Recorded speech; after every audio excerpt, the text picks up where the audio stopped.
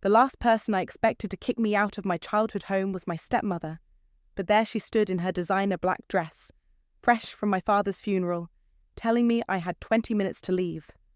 My name is Amara, and less than 3 hours ago I had watched my father's casket lower into the ground. Now I was staring at Rosalind's perfectly manicured finger pointing toward the door of what had been my home for 25 years. "This isn't right," I managed to say, my voice cracking. "Dad wouldn't—" "The will was very clear, dear?" Rosalind's smile didn't reach her eyes. "The house and all assets transfer to me. You received— well, nothing actually. Your father made his choices." My stepsister Destiny smirked from the doorway, phone in hand as always. "Better start packing, sis." I felt dizzy. This couldn't be happening. Dad and I had been close, closer than close. He'd raised me alone after Mum died until he married Rosalind when I was 12. Even then, we'd maintained our special bond, our Sunday morning chess games, our inside jokes, the way he'd leave me little notes with quotes from his favourite philosophers. "I want to see the will," I demanded, my hands shaking. "Already filed with the courts." Rosalind checked her watch. 19 minutes now. Tick-tock. I rushed upstairs to my room, tears blurring my vision. Most of my things were still there from before Dad got sick, when I'd moved back home to help care for him. Photos, books, memories, a life I couldn't pack in minutes. My stepbrother Dylan appeared in the doorway. "Need help?" "Don't pretend to care now," I snapped, grabbing my backpack. "You stood there silent through everything, through her keeping me from his hospital room, through her changing the locks while I was at the pharmacy getting his meds." Dylan looked away. "It's complicated." 15 minutes, Rosalind called up the stairs, her voice sickeningly sweet. I grabbed what I could, clothes, my laptop, the photo album Dad and I had put together on my 21st birthday. My hands were trembling so badly I could barely zip the bag. "Time's up," Destiny sang out. "Security's here." I turned to see 2 men in uniform at my door. Private security, not police. Of course, Rosalind would have arranged this. "Miss, we need you to leave the premises," the taller one said, not unkindly. "This is my home," I protested, but my voice sounded small even to me. They escorted me downstairs, past the familiar walls now feeling like a museum of betrayal. Rosalind stood by the front door, holding it open with exaggerated patience. "Don't forget to leave your house key," she said. "And don't come back. Any attempts to enter the property will be treated as trespassing." I dropped the key on the marble floor at her feet. "You won't get away with this." "I already have." She closed the door in my face. I stood there in the fading afternoon light, clutching my hastily packed bag and the photo album to my chest. My phone buzzed. Probably Stacy, my best friend, checking in after the funeral. I couldn't answer. Couldn't move. Finally, I walked to my car. The only thing I was sure was still mine. Inside, I let out a sob that had been building since the funeral. Since before the funeral, really. Since the night Dad died, and Rosalind had blocked my number.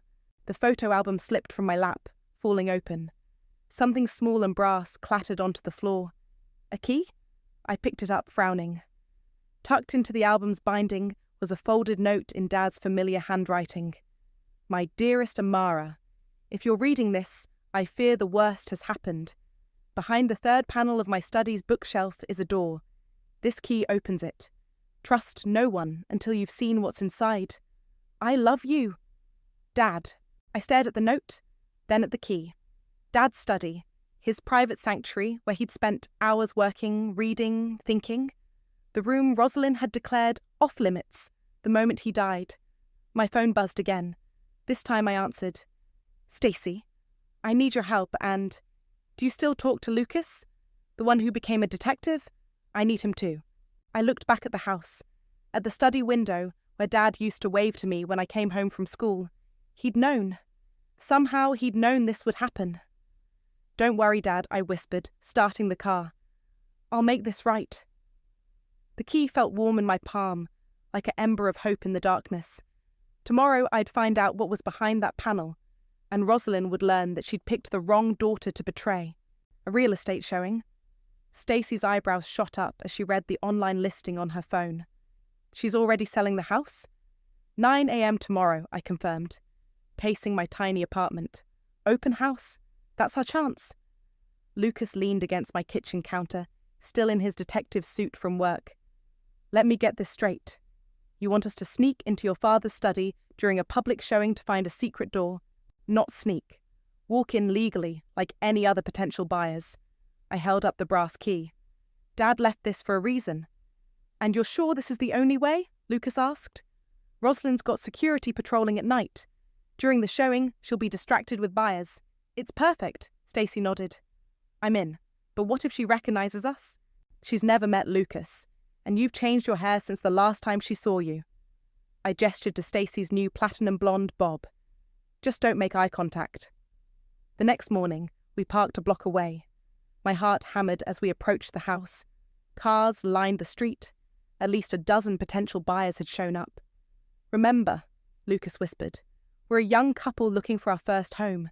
Stacy's my sister helping us shop. Inside, the house smelled of vanilla candles, Rosalind's signature staging scent. She stood in the foyer, chatting with an older couple. Her eyes slid past us without recognition. The study's this way, I murmured, leading them down the familiar hallway.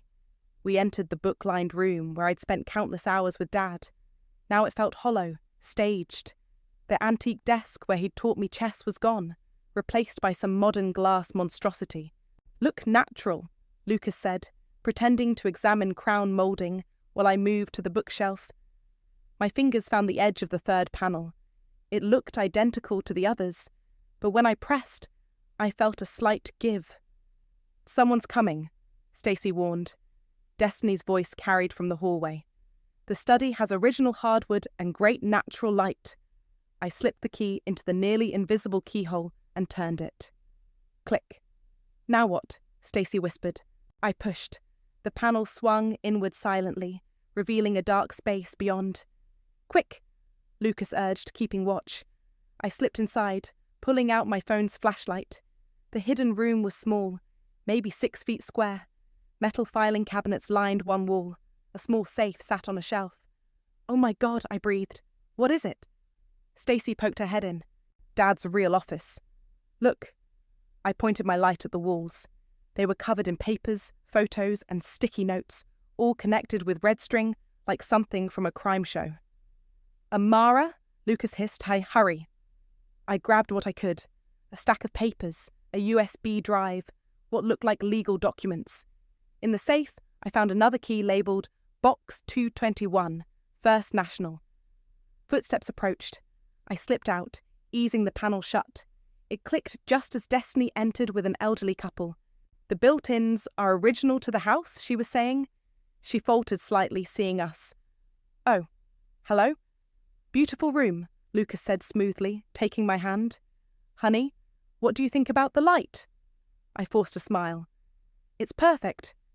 We made our way out, past Rosalind, who was now describing the kitchen's marble countertops to a crowd of buyers. My hand clutched the documents inside my jacket. In the car, I finally breathed. I can't believe that worked. What did you find? Stacy asked. I pulled out the papers. On top was a document titled Last Will and Testament. This is dated 3 months ago, I said, scanning it. After the one Rosalind filed, and it's completely different. How so? Lucas asked. It names me as sole executor. Says I inherit everything. The house, his investments, everything. My hands shook. There's a note paper-clipped to it. Real copy with Edith. Edith? Your dad's old attorney? Stacy asked. I nodded. She retired last year. Rosalind must not have known about her. This could change everything, Lucas said. But Amara, if Rosalind filed a different will, that's fraud. Serious fraud. Look at this. I held up the safety deposit box key. Whatever's in that box, Dad wanted me to find it. He left a trail. We should call Edith, Stacy said. First thing tomorrow? I stared at the key. But tonight, I need to read everything we found. Dad was investigating something. Those strings on the wall, all those papers. He was building a case. Against Rosalind? Lucas asked. I thought of my stepmother's cold smile at the funeral. We're going to find out. And when we do, she'll wish she'd never underestimated me. Edith's home office smelled like coffee and old books. She adjusted her reading glasses, examining the documents we'd recovered. "Your father came to see me 3 months before he died," she said. "He was worried about Rosalind's behaviour, especially after he discovered some concerning financial transactions." "What kind of transactions?" I asked. "Large sums being moved to offshore accounts." Edith pulled out a thick folder. "He asked me to keep copies of everything, including this." She handed me a notarized will, identical to the one we'd found in the hidden room. "This is the real will? The legal one?" "Yes, and I have video of your father signing it, with witnesses." Edith's eyes hardened. "What Rosalind filed is a fraud." My phone buzzed. A text from Stacy. "Turn on Channel 7 now." Edith grabbed her remote. The local news showed Rosalind outside an auction house, surrounded by reporters. "These are priceless family antiques," Rosalind was saying. "My late husband would have wanted them to find loving homes." "Stop the auction." Edith was already dialing. "Those pieces are listed in the real will. She has no right to sell them." Within an hour, Edith's legal team had served the auction house with an emergency injunction. I watched through social media as Rosalind received the news live, her perfect mask cracking for just a moment. "That's just the beginning," Edith said, hanging up. "We're filing to contest the fraudulent will tomorrow morning. But Amara, you should know. Your father left something else with me." She pulled out a sealed envelope. Inside was a USB drive and a letter. "My dearest daughter," I read aloud. "If you're reading this, then my suspicions about Rosalind were correct. The drive contains financial records, emails, and recordings of conversations that worried me. Be careful who you trust. She has powerful friends. Love, Dad." "We should get these to Lucas," I said. "Have the police." A knock at Edith's door made us both jump. Her secretary poked her head in. "Ms. Rosalind is here. She's demanding to speak with you." "Perfect timing." Edith smiled grimly. "Amara, use my back door. I'll handle her." I slipped out, but not before hearing Rosalind's shrill voice. "How dare you interfere with my auction?" Back home, I started going through the USB drive. Dad had been meticulous, documenting everything. Emails showed Rosalind discussing account transfers with someone named M. Bank statements revealed millions moving through shell companies. My phone rang. "Lucas, you need to see this," he said. "Those transfers? They line up exactly with your father's hospital stays. Every time he was admitted, money moved." "What are you saying?" "I'm saying someone might have been paying to keep him sick." Lucas paused. "Or worse." A sharp knock at my door made me freeze. Then something slid underneath. A white envelope. "Hang on," I told Lucas, approaching cautiously. The hallway was empty. Inside the envelope was a single note, cut from magazine letters. "You don't know who you're messing with. Back off or else." "Lucas, can you come over? Bring your kit." He arrived 20 minutes later, dusting the note for prints. "Professional job," he said. "No prints, generic paper. But this tells us something important." "What?" "Rosalind's scared. You've got her running." My phone chimed with an email from Edith. "Hearing scheduled for Monday. Rosalind's lawyer requesting delay. Don't worry, Judge is an old friend. This is happening." I looked at the threatening note, then at Dad's letter. "She thinks she can scare me off. She doesn't understand. Dad left me everything I need to take her down." "Be careful," Lucas warned. "These types of cases can get ugly." "They already are." I opened Dad's financial records. "Help me go through these? There's something here about a company called Maritime Holdings." We worked late into the night, piecing together the puzzle Dad had left behind. Each discovery made my blood run colder. The money, the timing, the hidden accounts. Around midnight, my phone lit up with a text from an unknown number. "You're just like your father. Too stubborn to let things go. Remember what happened to him?" I showed Lucas. "That's it," he said, pulling out his phone. "I'm putting a patrol car outside your building tonight." "No," I said, saving another batch of incriminating files. "Let her think she's getting to me. The more desperate she gets, the more mistakes she'll make." I pinned the threatening note to my wall, right next to Dad's letter. "Monday can't come fast enough." "Look at this," Lucas said, pointing to his laptop screen. "The metadata on the will Rosalind filed? It shows editing timestamps from 2 days after your father died." We were in his office at the police station, surrounded by printouts and coffee cups. 3 days had passed since the threatening note. She edited a PDF of Dad's will. I leaned closer. Badly. She didn't know how to clear the digital trail. He clicked through several files. The original document properties are still there. Can we prove it's fraud? With this? Absolutely. He saved the evidence to a flash drive. But there's more. Those bank transfers we found? They trace back to an account in the Cayman Islands, opened in your stepsister's name. My phone buzzed. A gallery invitation. Speaking of destiny, what is it? She's having an art showing tonight. Her first solo exhibition. I made air quotes. Funded by my father's money, no doubt. Don't do anything rash, Lucas warned. Me? Never. I grabbed my coat. I just want to congratulate my dear stepsister on her success. The gallery was packed when I arrived. Destiny stood in the centre, wearing a dress that probably cost more than my car, champagne in hand. Her face fell when she saw me. You're not welcome here. Beautiful work, I said, gesturing to the nearest painting.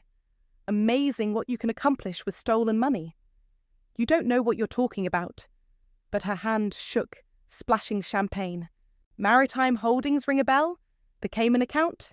She grabbed my arm, pulling me toward a quiet corner. Keep your voice down. Why? Afraid your fancy art friends might learn where your startup capital came from?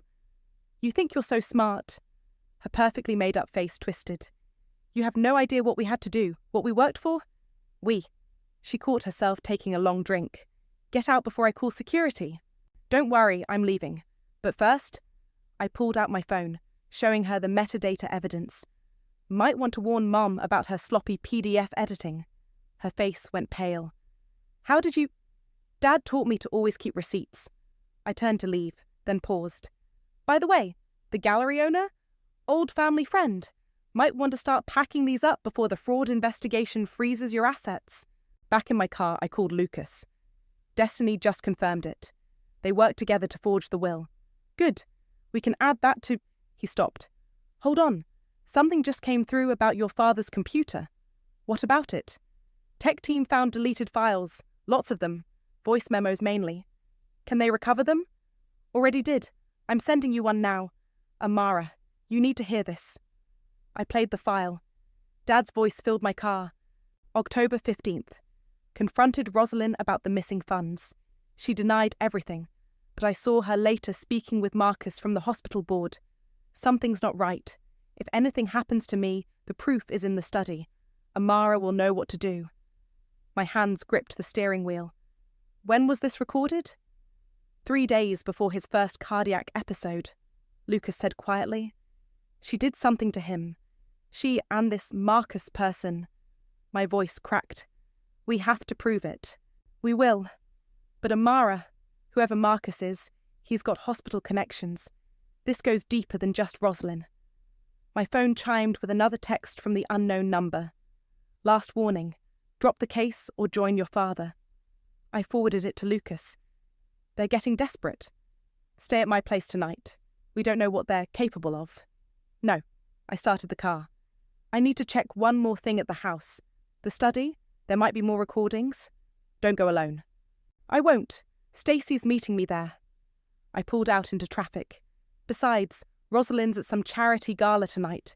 House will be empty. Be careful. And Amara, we're close. Don't let them spook you now. I hung up, Dad's voice memo still echoing in my head. He'd known.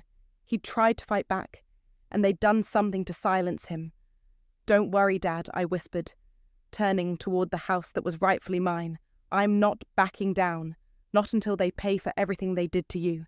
The brass key felt heavy in my pocket, a weight of responsibility, of justice waiting to be served. Whatever I found tonight, whatever threats they made, I was ready.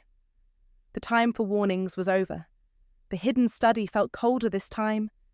Stacy held her phone light steady while I connected Dad's old laptop to a power source. Are you sure about this? She whispered. The voice memo mentioned more proof. I typed in his password. It has to be here. The computer hummed to life. Dozens of audio files populated the screen, each dated and labelled. I clicked the most recent one. Final recording. Dad's voice filled the small space. If you're hearing this, Rosalind got to me first. I've suspected for months she's been working with Marcus from the hospital board. The medications they've prescribed, they're not helping. They're making things worse. Stacey grabbed my arm. Amara, I've gathered evidence, Dad continued. Bank statements showing payments to Marcus. Security footage from my office when they thought I was asleep. It's all here. And copies are with Edith. Rosalind doesn't just want my money. She wants everything I've built. And Marcus, he's helping her destroy it all. A noise downstairs made us freeze. Someone's here, Stacey mouthed. I quickly copied the files to my phone. Footsteps echoed in the hallway. The panel, I whispered. Quick! We slipped inside just as the study door opened. Through the tiny gap, I saw Rosalind enter with a man in an expensive suit. It has to be here somewhere, she was saying. That brat found something. She knows too much. The hearing's in 2 days, the man replied. Must be Marcus. If she has proof of the tampering, she doesn't. But her father... Rosalind ran her hands along the bookshelf. He was always too clever for his own good. My phone chose that moment to ding, the file transfer completing. Rosalind's head snapped toward the panel. Did you hear that? Marcus approached the bookshelf. This section looks different. I held my breath. Stacey's hand found mine in the darkness. It's just an old house, Rosalind said. The important thing is stopping that girl before Monday. The medication logs, the payment records. If those get out... They won't, Marcus assured her. I've already contacted someone to handle it. Like we handled her father? My blood ran cold. That was different, Marcus said. The sedatives were untraceable, a tragic cardiac event in a sick man. But Amara, she's young, healthy. It would raise questions. Then find another way. Rosalind's voice hardened. I didn't come this far to lose everything to Marvin's precious daughter. They left, closing the study door. We waited 5 minutes before daring to breathe. We need to call Lucas, Stacey whispered. Right now. My hands shook as I dialed. Lucas? They're planning something. I heard them. Rosalind and Marcus, they killed my father. Sedatives in his medication. Where are you? The study. We found recordings. Dad knew they were poisoning him. Stay there. I'm coming with a team. But as I hung up, another voice memo caught my eye. Dated the day before Dad died. My final message to Amara. I pressed play. Sweetheart, if you're listening to this, I'm so sorry. I tried to fight them, to expose what they were doing. The altered medications, the missing funds. It's all connected to Marcus's hospital board. Rosalind's been helping them embezzle for years. I have proof, but I'm getting weaker. Whatever they're giving me, it's working. Remember what I taught you about chess. Sometimes you have to sacrifice a piece to win the game. I'm your sacrifice play, darling. Use what I've left you. Make them pay. I love you. Tears streamed down my face. Stacey hugged me tight. We've got them, she said. We've got everything we need. My phone buzzed. Edith. Emergency meeting. Marcus just filed an injunction to stop Monday's hearing. Let him try, I texted back. I have the final proof. Dad left us everything. Sirens approached outside. Lucas and his team arriving. Ready? Stacey asked. I looked around the hidden room one last time, at the evidence Dad had gathered, the trap he'd set, knowing he might not survive to spring it. They killed my father, I said. Slowly poisoned him while pretending to care for him. Now it's my turn to show them what real care looks like. We emerged from behind the panel just as Lucas entered with uniformed officers. We got it all on recording, I told him. Their confession. Everything. Good. He nodded to his team. Let's go pay Rosalind and Marcus a visit. The police station's interview room felt suffocating. I watched through the one-way glass as Lucas questioned Dylan, who kept fidgeting with his designer watch. Tell me again about the night your stepfather died, Lucas said. Dylan's voice cracked. I already told you. Tell me again. I was downstairs. Mom was upstairs with Marvin. I heard them arguing. About what? His medication. He was saying something wasn't right, that he felt worse. Dylan swallowed hard. Then I heard Mom on the phone with Marcus. What did she say? She said everything was going according to plan, that soon they wouldn't have to worry about Marvin interfering anymore. His hands shook. An hour later, Dad was dead. I pressed my palm against the glass. Next to me, Edith scribbled notes furiously. "Why didn't you come forward before?" Lucas asked. "Mum said she'd cut me off. And Marcus, he knows things about what I did at the hospital." "What things?" "I helped falsify some records, changed medication logs. I didn't know I thought it was just insurance fraud." The door opened. Another detective entered with a file. "The toxicology report you requested," she told Lucas. "Second opinion from an independent lab." Lucas opened it, then slid it across to Dylan. "Recognize these medications?" Dylan's face went pale. That's not what they told me they were giving him." "No," Lucas said. "These are powerful sedatives, combined with his heart condition. Oh, God." Dylan put his head in his hands. "I helped them kill him." I turned away, unable to watch more. In the hallway, Stacy waited with coffee. "How's it going?" "Dylan's talking. Apparently, he helped them cover it up." I took a shaky sip. "Where's Rosalind?" "Still in custody. She's demanding her lawyer." My phone buzzed. A text from an unknown number. "You'll regret this." "Marcus," I said. "He's still out there." "Not for long." Lucas emerged from the interview room. Dylan gave us everything. The medication logs, the bank transfers, even recordings of conversations between Marcus and Rosalind. Where would Marcus go? "We've got units at his house and the hospital." Lucas checked his phone. "Border Patrol's been notified. He won't get far." Edith joined us, legal pad in hand. This changes everything for Monday's hearing. With Dylan's testimony and the new toxicology report. A commotion down the hall interrupted her. Destiny burst in, mascara streaking her face. "You!" She lunged at me. Officers held her back. "You ruined everything."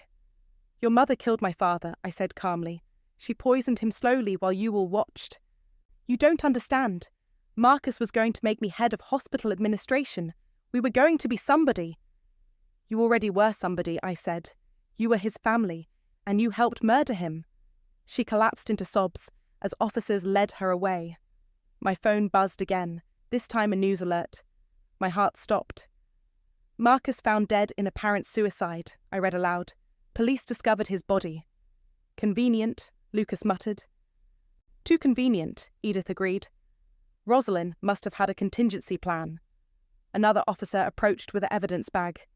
"Found this in Marcus's office. Thought you should see it." Inside was a handwritten confession, detailing everything. The embezzlement scheme, the medication tampering, Rosalind's involvement. A perfect bow to wrap up the case. "He didn't write this," I said.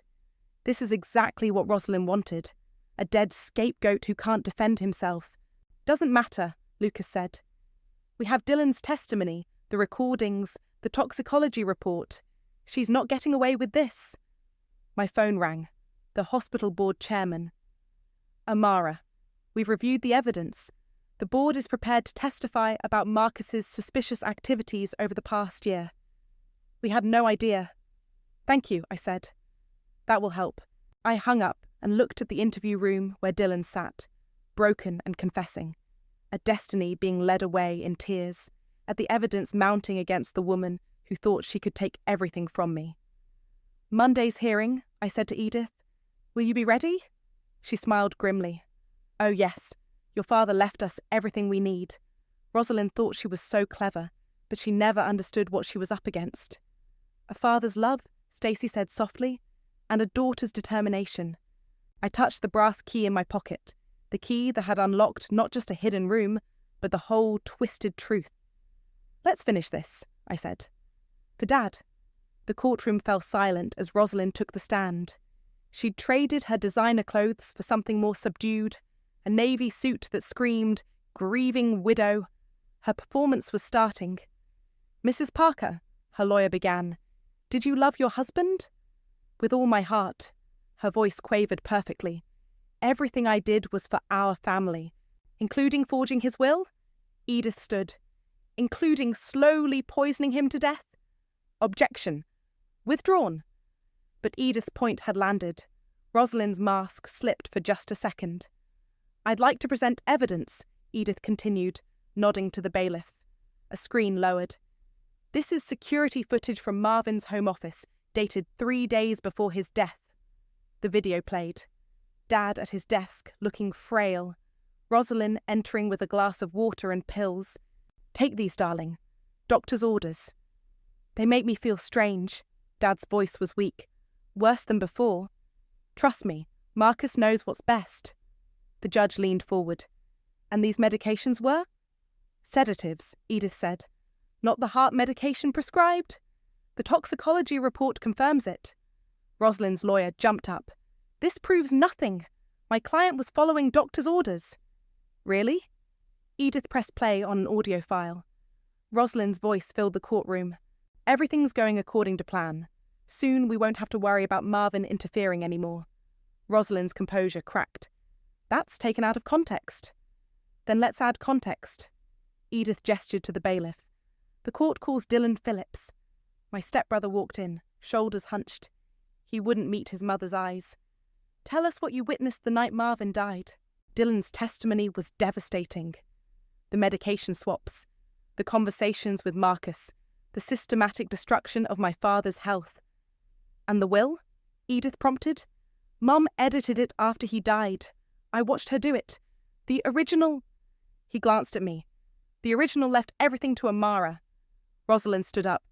"He's lying. Dylan, how dare you—" "Sit down, Mrs. Parker," the judge ordered. "The court has heard testimony from the hospital board," Edith continued. "About millions in embezzled funds, about Marcus's suspicious death, about your involvement in both. You can't prove, but we can." I handed Edith the final piece, Dad's last recording. His voice echoed through the courtroom. "Rosalind and Marcus are poisoning me. The evidence is all here. The altered medications, the missing funds." Rosalind lunged toward the speaker. "Turn it off! Restrain the defendant," the judge ordered. 2 officers moved forward. Rosalind's perfect mask shattered completely. "He was ruining everything," she screamed. "All our plans, our future. Marcus promised me the hospital board position. We would have been unstoppable." The courtroom erupted. The judge banged his gavel.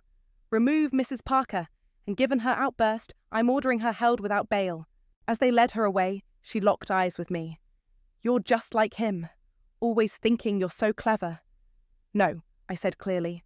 "I'm worse, because I finished what he started." The judge's ruling was swift. The fraudulent will was invalidated.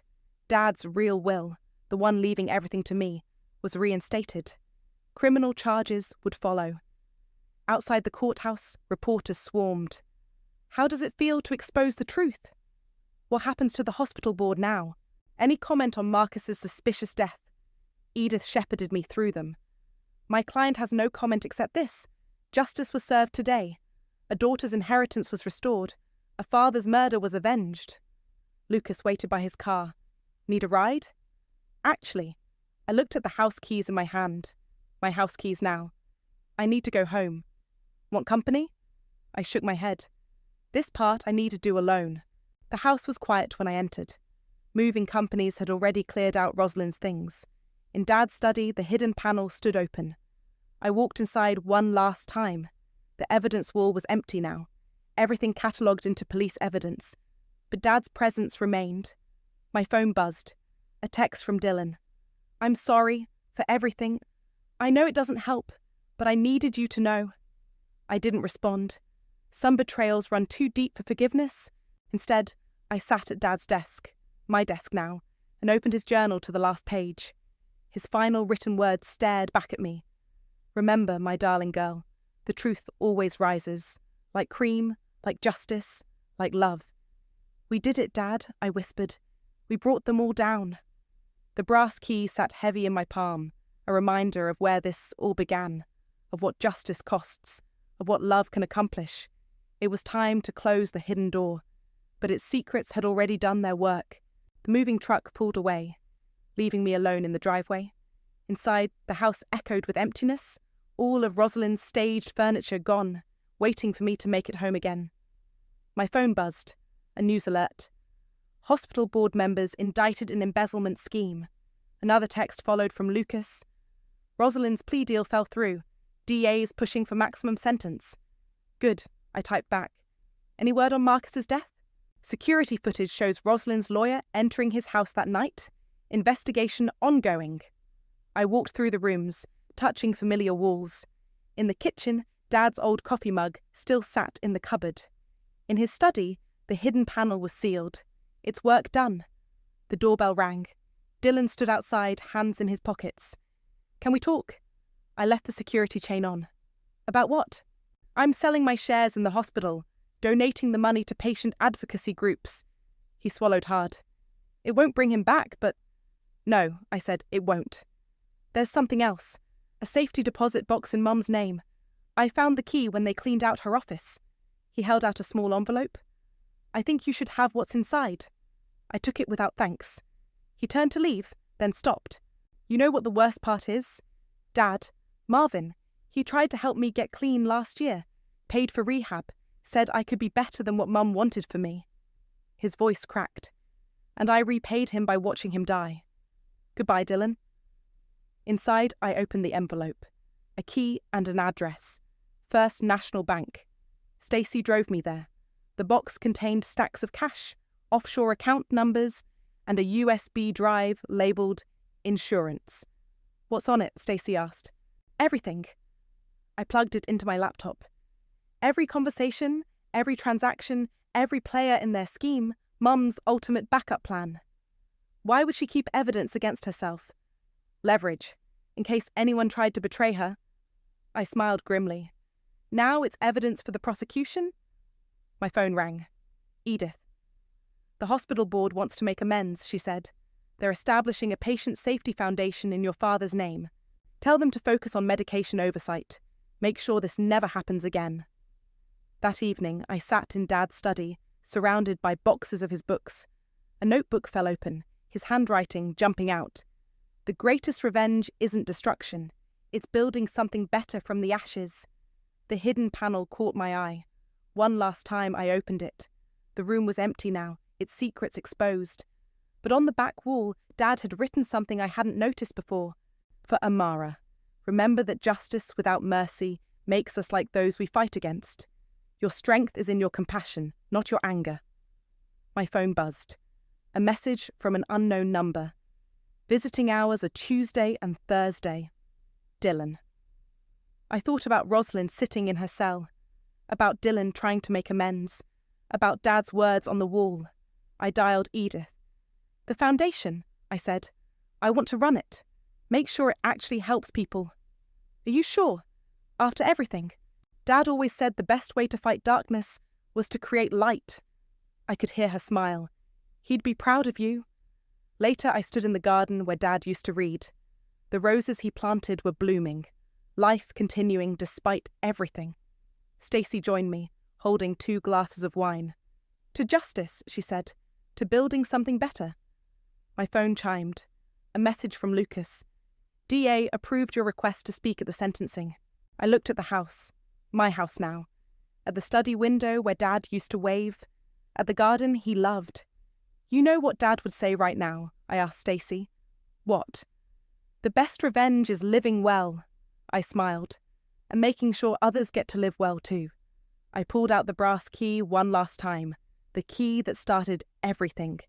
Tomorrow, I'd seal the panel forever. Its work was done. But tonight, I'd sit in Dad's garden, drink wine with my best friend, and plan a foundation that would save lives. Because that's what Dad would have wanted. Not just revenge, but redemption. Not just justice, but healing. I looked up at the stars, the same ones Dad and I used to watch together. "We did it, Dad," I whispered. "And now we'll do even more." The roses nodded in the evening breeze, their perfume sweet with promise. Sometimes the best endings aren't endings at all, but new beginnings.